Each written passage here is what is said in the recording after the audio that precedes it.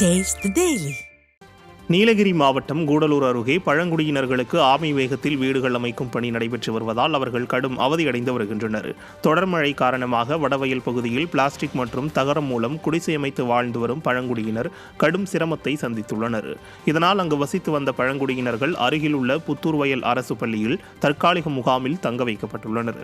பழங்குடியினருக்கு அரசு அமைத்து தரும் தொகுப்பு வீடுகளுக்கான பணி ஆமை வேகத்தில் நடைபெற்றுக் கொண்டிருக்கிறது. விடிய அரசின் அதிகாரிகள் மெத்தனமாக செயல்படுவதை தவிர்த்து விரைவில் தொகுப்பு வீடுகளுக்கான பணிகளை முடித்து தர வேண்டும் என பழங்குடியின மக்கள் வலியுறுத்தியுள்ளனர். நாங்களாம் செட்டு போட்டு தான் இருக்கோம். இந்த செட்டு கூட ஒளியிட்டு தான் இருக்கு. நாங்க பிள்ளைங்களெல்லாம் வச்சுட்டு ரொம்ப கஷ்டத்துல தான் இருக்கோம். தண்ணி எல்லாம் வீட்டுல தேங்கி நிக்குது.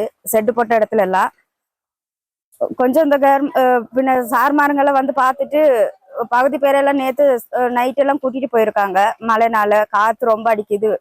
மர சைடுல தான் நாங்க வீடெல்லாம் கட்டி வச்சிருக்கிறதுனால இந்த பழக்காயெல்லாம் எப்போ வீட்டு வேலை விழுகுன்னே தெரியாது. அதனால எல்லாம் கூட்டிட்டு போயிருக்காங்க நேற்று சாயந்தரம்.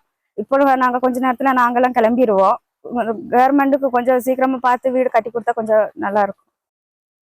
தமிழகத்தில் 5 நாட்களுக்கு ஒரு சில இடங்களிலும் புதுவை மற்றும் காரைக்கால் பகுதிகளில் இடி மின்னலுடன் கூடிய லேசானது முதல் மிதமான மழை பெய்யக்கூடும் என சென்னை வானிலை ஆய்வு மையம் தெரிவித்துள்ளது. கோயம்புத்தூர் மாவட்டத்தின் மலைப்பகுதிகள் மற்றும் நீலகிரி மாவட்டத்தின் ஒரு சில இடங்களில் கன முதல் அதிகன மழையும், திருநெல்வேலி, தேனி, தென்காசி மற்றும் கன்னியாகுமரி மாவட்டங்களின் ஓரிரு இடங்களில் கன முதல் மிக கனமழையும் பெய்யும் எனவும், திருப்பூர், திண்டுக்கல், விருதுநகர், ஈரோடு, கிருஷ்ணகிரி, தருமபுரி மாவட்டங்களின் ஓரிரு இடங்களில் கனமழை பெய்ய வாய்ப்புள்ளதாகவும் தெரிவிக்கப்பட்டுள்ளது.